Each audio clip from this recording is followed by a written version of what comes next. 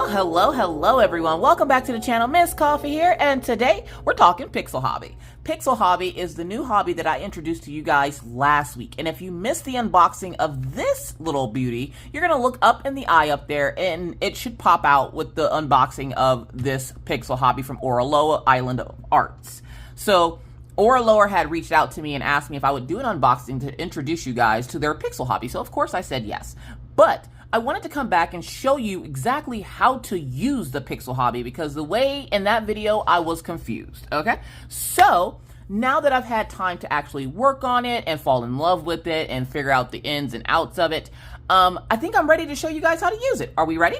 So this is the image that I'm currently working on. It is called Eleanor. Eleanor currently is sold out. I do apologize. Now, I don't know if they're going to be restocking these. They do say that they're pretty limited, so I don't know if they're going to be restocking these, adding new ones. Only the future will tell whether or not they will. Now, I have completed 2 plates. So remember, when we started with plate 1, which is going to be this top up here, and then we moved on to plate 2. Well, I moved on to plate 2. So here are the 2 plates that I have completed. And of course, when you put them together, they make the top of that image. Now, this is just 2 plates. I still have 2 more plates to put on this before I move down, okay? So these are the first 2 plates that I've completed. I did post them on social media for you. I actually remembered. So these are what the first 2 plates look like. So you can see up top here, it's the top of her head right here, and this section here with the moon. Isn't it gorgeous? Now, how do you do this? Now, like I said before, you don't need glue. They're on there. They're not coming off. And they're on that plate on the peg. You don't have to worry about them coming off. You don't have to worry about gapping or glue or anything like that. So let's talk about how in the world do you do this? Like, you got it, you have all this stuff. How do you work with it? Let me show you. So the first thing you're going to do is you're going to get your stuff. Now, I have mine on a clipboard. It just works easier for me on the clipboard because with it being normal paper, I don't like the idea of it just being on my table. Plus, this table is textured, and it's a thing. Anyways, and plus, it slides around too easily on here, so I don't want this to slide around. So what we're going to do is we're going to work on it on this clipboard, which makes it even more portable because I can just pick this up like I just did, bring it over here, and what have you.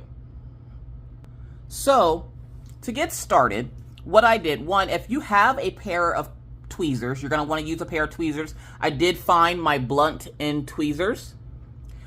If you have the curved tweezers, those might also work really good with this. Actually, might be a little bit better just because of how they're curved and you don't have to like do the motion of this. And then I would suggest some washi tape. A few people had a couple of ideas of like using glue and stuff. I'm like, I don't want to use all the messy methods. I want a method that's not going to rip up this paper in case I need to use it again or, you know, whatever. So I'm using washi tape. So I'm going to use washi tape in this example. You can use whatever you would like to use that's going to be easier for you. Remember, these tutorials are just guides. They're not be all end all. This is the rule of how you have to use it. So feel free to take the information that is helpful and leave the information that's not. So I have mine on a clipboard here. And the first thing you're going to do is look at your plate. Now, I made the mistake with my second plate that I didn't look at my plate first because I was so excited to get to work on it that I didn't look at it. And that arrow was not pointing the right direction. So I ended up having to take an entire 3 pages worth of beads off my bead board and restart it. So please make sure before you start that arrow is facing up. If you want to put a piece of washi tape or something here, or something on the corner or the sides so that you know that that's the top of it, it might be super duper helpful, because the one thing that got me is whenever I would go to switch pages, because this would completely move, I wasn't fully paying attention, and when I did it the right way here, when I moved pages, flipped it the wrong way, okay? We don't want to do that. So always check for your arrow. So on the back of there, you can see there's an arrow pointing up. That's the direction you want that to be on your paper. You want that arrow facing away from you. And it shows you here on the paper, the arrow facing up. So I'm going to lay this flat on this paper here. So we're laying it flat on the paper here. Hold on a second here. Gotta love pets. All right. So We're going to lay it flat on this paper here. We're going to make sure it's nice and lined up. You want those pegs to be right on top. Let me make sure I get you closer so I don't have you out of frame here. You want those pegs to be right on top of those symbols, and that's how you know you have it on there correctly. So we're going to make sure we get this on here correctly. And then what I'm going to do is I'm going to take this washi tape and I'm going to line the sides of it. Now, you don't have to line all 4 sides. I like to line all 4 sides just because it makes it a little bit more secure for me. So what I'm going to do,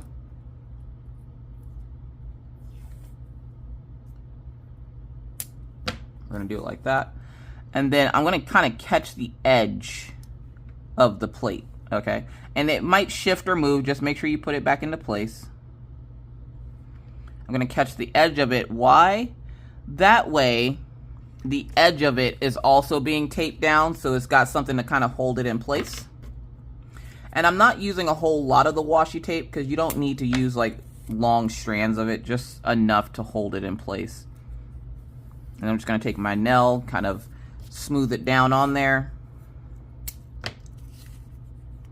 Make sure it's still lined up correctly. If it's not, again, it's washi tape, so you can move it around.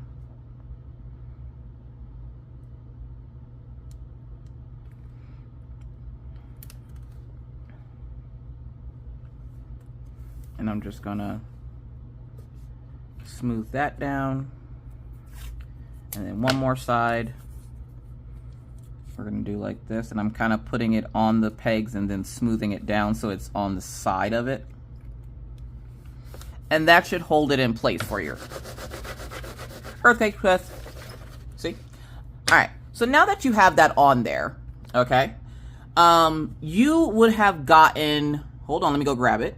I know, I'm a professional. I love it. One of these, or a bunch of these. Now, these hold all your little beads, okay? And I showed you the last time that on the back, there is a number, and it corresponds with the number on here. So up top here, it gives me number 100. It gives me number 103. It gives me number 105. And it gives me number 112. So what you're going to do is you're going to grab the pegs for those 4. Now, my suggestion would be to grab those 4 pegs, close up the box, put it off to the side so you're not messing with it because you don't necessarily need it, okay? So we have our 4 colors that are needed for this plate on plate number 3. This is the first page of plate number 3, okay? So what we're going to do now is that we know all the squares are 100. So all those big black areas is 100. So that's this one here. Then the circles are going to be 103, which is this pink color here. All of the X's are going to be 105. And then all the triangles are going to be 112. Okay? So we're going to start off small. So we're going to grab what we have for the O, which is 103. And again, verify on the back, it says 103. Now, I've been asked a couple of questions about this, which we will try a few methods after I'm done. One of the methods I was asked to try was to take all of these off, put them in a drill tray, like a diamond drill tray, and then try to use your diamond painting pen with it. Now, the reason why I don't feel like this is going to be the best method is because, one, you're going to be putting wax, putty, or residue from whatever that is that you're using. You're going to be putting that residue on the pixels. You don't necessarily want to do that because it's going to make a weird texture on your pixels, and I don't feel like that's going to be the best thing. Plus, when you go to put these in your drill tray, they're not all going to stand up properly, so having to get them to stand up properly, it's just going to be better to use tweezers. But I will try it at the end of the video, so don't let me forget. So we're going to start off with this one here. So 103.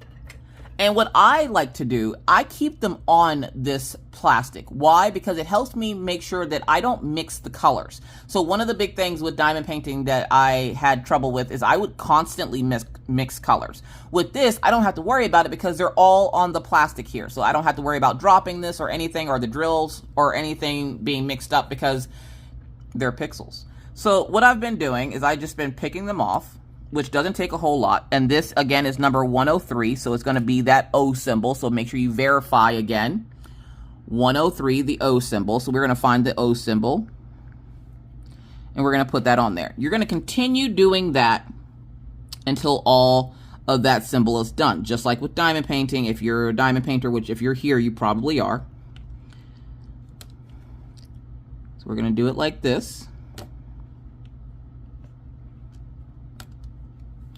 Now, one of the ways I keep my hand from cramping is, one, take breaks. These are crafts. They're not NASCAR events. You do not have to rush through them. I know you get caught up in the moment and you forget to take a break, but please make sure you're taking breaks. So I take breaks, and I'm not holding it in a way that's going to hurt my hand over a long time. So I'm not holding this any differently than if I was holding my hand like this. So that's why you see me holding the tweezers and stuff like this instead of like this, because this is an unnatural way of holding your hand, whereas this is a natural way, because when you hold silverware or something like that, this is essentially how you hold it. So that's why I'm holding the tweezers in this way, and we're just going to keep finding all these O symbols. Now, my suggestion would be, one of the things I have learned is don't pull off more than you need, because then you'll need a baggie to keep them in, and then you're going to start racking up more stuff. So I typically will look around to make sure I got everything that I needed, and then I'll discard this off to the side and pick my next one. So the next one, we're going to do 112.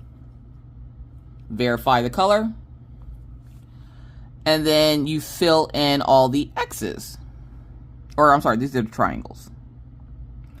Now, sometimes when you go to try to put them down, they don't want to lay down correctly, so that's when I just kind of guide it with my finger. And I don't have to worry about making sure that they're on there properly, because when you go to put the other ones down around it, just like diamond painting, it will straighten itself. So I just kind of put them on there for right now. You can go back and straighten them if you want to. It takes like a second, so you're fine. I just kind of guide it with my finger. And I'm just kind of pulling them off of here. Now, I'm not going to be able to complete an entire page on here or even an entire tile, but I'm going to show you how this is done so that when you get yours, which if you purchase one when I did that video, it should be coming in soon, because Oraloa works pretty quickly. So I think the rest of those are X's, which is going to be 105. Verify.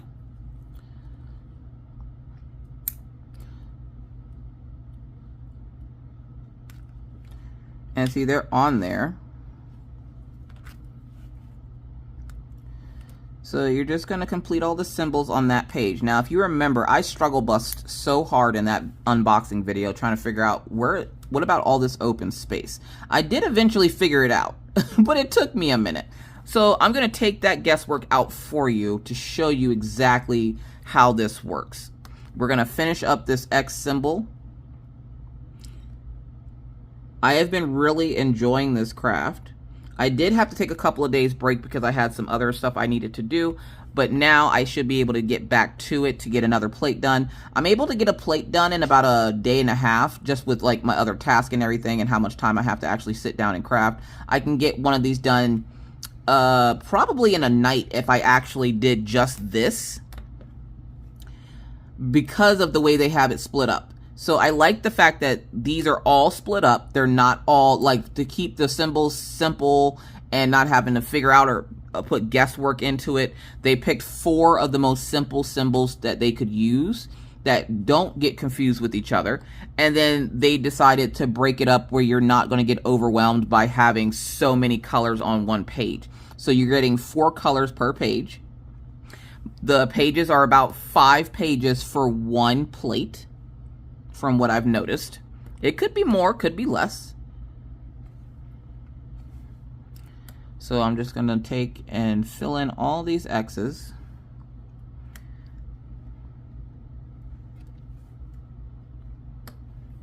And I'm just kind of snapping them off and putting them on here.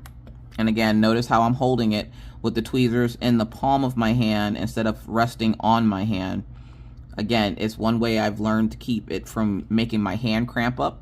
I am no spring chicken, believe me. And so I heard a couple of comments about how they're worried about it might hurt their hand. And that is why, again, you see me holding it like this and not like this. Now, you're not holding it like a pencil because that pressure, you see my thumb? You see that pressure is putting on my thumb to open and close the tweezers? Whereas if I have it like this, it's putting pressure on more so this knuckle and this part of my finger. And it's barely not like doing anything. So if you ever used chopsticks before, it's kind of similar, except for chopsticks are held like this and not like this. So typically I would say for like if you're holding silverware, just because a lot of folks hold silverware like this, you might hold it the other way. I don't know. I suggest holding the tweezers with the back side of it in your palm like this. Okay, so that way too, when you go to pull these off, I just pull, put down, put down. Okay, and you're just going to keep doing that until you finish all 4 symbols. Now, just in that bit of time, we finished 2 symbols and a half. So say you're going ready to move on. You completed all 4 on that page. You're ready to move on. Where is that background? On the other pages. That's what the other pages are for. So they give you 4 colors per little rectangle, right? And these are 4 by 5, so you're not working in a big section. You see how easy that was to come up? I went to go try to pull this up off the paper, and it flung up at me. There we go. So now, when you finish that one, you're then going to move it here and do the same thing. Now, you'll notice that the ones that you put down previously are sitting in blank spots now on the next page, because that is supposed to be how it works. Essentially, it's like a big puzzle. So then once you're finished filling in that section, and keep an eye on where these symbols are located, because again, they change based on the page, and because of that, you're adding more and more to the plate as you go. So you're going to put some on there like that, move it here. You're going to keep doing that until you finish. Okay, so this one has 1, 2, 3, 4, 5. But don't be alarmed. Again, you're only getting 4 colors to a page or to a section, and sometimes your last plate looks like this. It's literally 3 symbols. Boom, boom, boom. Okay? You're not getting a whole lot to do. So I feel like it gives you time to take a break and you move your hand around so that it's not cramping up and stuff like that. So that is why I really highly recommend this craft, especially if you're someone who suffers from like hand issues. You can always put I'm not sure if they make anything that you can put on your tweezers to kind of have like a comfort grip, but you can almost do like a pencil grip. Like if they have like the long pencil grips, you can put one of those on here for this, because you only typically need it to open up at about that much to get the bead off the plastic piece. Okay, so you essentially are going to work 1 plate, then move on, and then you're going to keep doing that, and by the time you get to page 5 of this, all of this is going to be filled in. It's going to then start to look like this. Okay? And for those, before somebody asks, I do not believe they are reversible. 1, because the connectors that you put on are going to be right here. So you don't necessarily want to do it backwards, because then you're going to see the connectors. Not only that, there's a giant arrow on the back of there. Unless you want to see a bunch of giant arrows, I wouldn't put it on the back. This part is just as fine. And what I did when I was done is I took my roller from my diamond painting. So you know how they have like the not the pizza roller, but like the rolling pin rollers that you can get with like your Cricut, or you can get at craft supply stores to put your diamonds on your thing. If for any reason when you roll over this, you notice that it is not, or is super textured, you can take one of those and roll over it, and it will flatten it out. So all essentially that's doing is pushing it down on there. Okay, so that is where the background part of it comes from. It comes from moving from piece to piece to piece until you get to the end to create the end result, which is a full plate. And then of course when you put them together, you can start to see the image come together, which I think is pretty cool. Now, like I said earlier, someone had asked, could you put them in your diamond painting tray and use your drill pen, so like your diamond painting pen, to work on this? And I said no, because the way that these pegs work, I don't think that they would work the same as in like a diamond painting, like a diamond drill. So a drill has like a dome over the top of it so that it's heavier, it's more top heavy than anything. And it has a flat side. Whereas these ones don't have the two sides, they have four sides. And because of that, so you can see I have a couple of stragglers in here. And like what I would do with diamond painting, shake them around, try to get them to lay on the top of them. Notice how they're all on their side, because they're going to be side heavy because they have the dome on one side and an empty end on the other. They're not going to stand up in your tray. Now, can you still use these with your diamond painting pen? Now, I'm going to use the diamond painting pen from Diamond Art Club, which is their putty pen, because a lot of people have started using these pens since Diamond Art Club has brought them out. And you can. The problem is it's going to be you getting it on the right side, grabbing it, and then putting it on your tray. And as you saw, you see how it dropped it, and now you have to try to pick it up. Let's see if I can get a little whack. There we go. You have to then get it to pick up and then try not to drop it. This is why I said this probably isn't the best setup for it. This setup is great for diamond painting, not for pixel hobby, because the putty, wax, or whatever you're using isn't going to be strong enough to hang on to this. They're strong enough for the drills because it has like a plastic coating over the top of it, which makes it a little bit easier to grab hold of the wax or the putty that you're using. Whereas with the pixel hobbies, because they're this really nice soft plastic, when you go to try to pick it up with the wax, it's not going to stay on there. It is going to come off. And then trying to put it on place like this, you can do it. It's just going to be a little bit more extra work for you. So if you don't mind the extra work of having to flip them up on their right side and then trying to get it in place before it falls off your pen, or getting it on the peg itself, then this might be something you want to try. But honestly, I feel like this setup will add more work time to your project than if you were to just use a pair of tweezers. Now, I know the reason why people want to use this is because they're worried about their hands. And again, if you were to say get a long pencil grip, which you can find on like Amazon and stuff like that, if you were to get a long pencil grip, you could probably put a long pencil grip on your tweezers to keep your hand from cramping up. You could also use, like I said, the bent tweezers. So there is a set of bent tweezers where the tweezer part kind of folds down. They have some on the website for you to purchase. I did go back and check on that for you. They do have some on the website for you to purchase, that you can purchase the tweezers that are bent downwards to make this a little easier on yourself. But essentially, that is how I've been working on mine. So this setup that I have here is how I've been working on mine. So if you're getting ready to get yours in the mail, or you've been trying to figure out exactly how to do this hobby and you watched that unboxing and got even more confused on how to complete it, this is how you complete it. Sorry, there is a hair here that is bothering me, so I'm trying to get it up out of the thing. So where you don't have to worry about glue, you do still get hair in there sometimes, but it's a little bit easier to get out now. So yeah, so this is how I've been completing my pixel hobby. Like I said, take what information is useful and feel free to take that on and prosper. Take whatever information that you don't deem useful and just discard it. You work on this however you want to, whether you want to put these in a tray and use a diamond painting pen, or if you would prefer to use the tweezers. It's up to you, whichever is more comfortable for you. But, and yes, you will sometimes knock these all over the place. And that's okay, because luckily, they're really easy to find. They're not as small as drills. So when you drop them, you are able to visually see them. And like I said, doing it like this, the difference between this and diamond painting is these go on a board, whereas diamond paintings go on glue. So you don't have to worry about glue.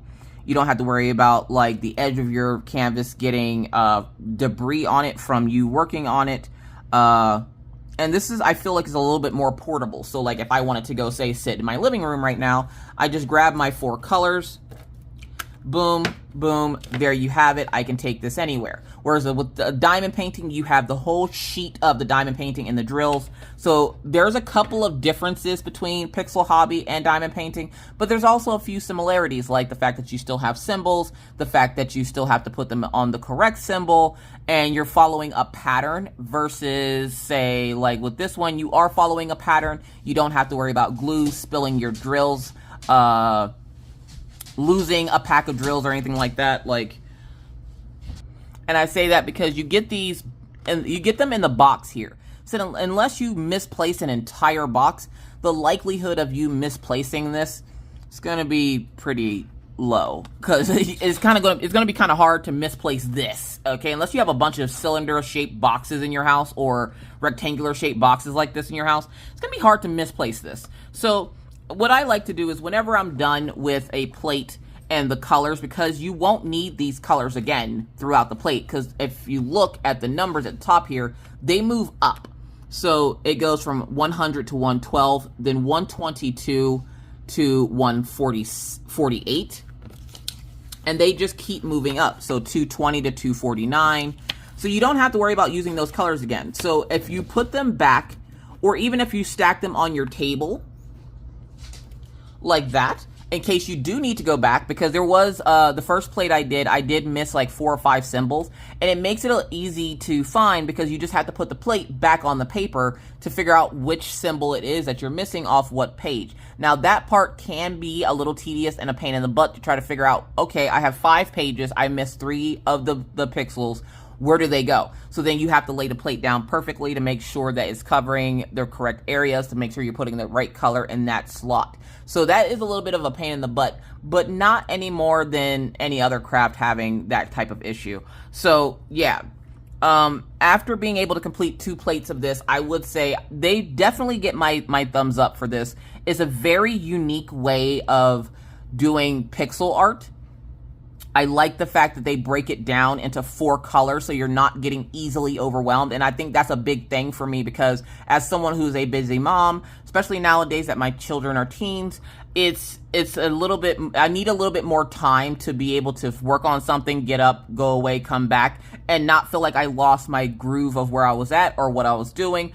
I like the fact that there is no tray for them, so you don't have to worry about spilling drills as you're shaking them. You don't have to worry about spilling drills in your lap or all over your floor, because if you drop this, obviously you're just dropping this whole thing. It's going to be it's going to be super easy to see this on the floor versus if you have them like this and they fall on the floor. So I like the fact that they come attached and you're not wasting the plastic bag. Now when you're done with this, you will have the empty cartridge that it came on.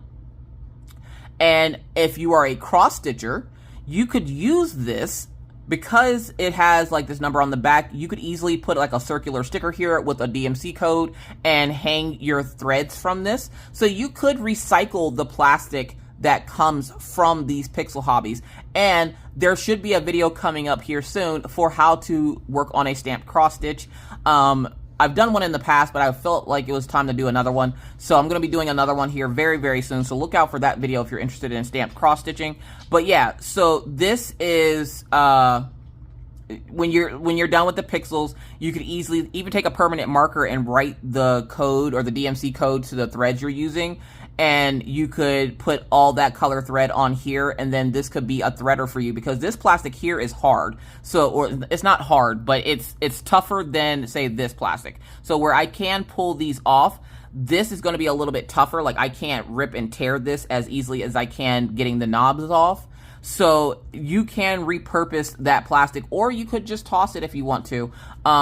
But yeah, this craft is just something that I've been highly enjoying, and I thought that you guys would too. And I'm so glad to hear that so many of you are enjoying this craft. So yeah, thank you guys so much for joining me today. I really appreciate it. If this video was at all helpful for you, please consider interacting with this video. Make sure you like, subscribe, share if you have a friend that might be interested in this hobby and you think this might be helpful for them. So a quick overview real quick. So essentially you pick out your 4 colors, you fill the tray up with those sections, and then you move on to the next page. That blank space is going to be on the next following pages, and you just continue doing that. Make sure you're on plate the correct plate number. So I only have out, so remember, you get that big manuscript of paper. We have 85 pages to this, and that's 16 plates. And so I have all of plate 3s here. And that's how also I know I'm going to be done, is when I get to this part here, I know I'm done with plate 3. Plate 3 gets put away. And what I've been doing is I've been putting it in the box where the blank plates are so that I can keep track of them. And then you would pull out your next tray. The other big tip is going to be to make sure that the arrow on the back of the tray is facing the correct direction so that you don't have some of your symbols going up and some of your symbols going down. And it's literally that simple. So again, thank you so much for watching. If you have any other questions, comments, or concerns about this craft or what you saw in this video, please leave them down in the comment section below, and we'll do our best to get back to you as soon as we possibly can. But until next time, please stay safe, drink your water, take your meds, take care of yourselves, because self-care is the best care. And always remember that to be kind to others, because you never know what somebody else is going through. Be courteous because it's the right thing to do, and always stay cool. And whether I see you in YouTube land or I see you on Twitch, either way, I'll see you when I see you. Bye, guys.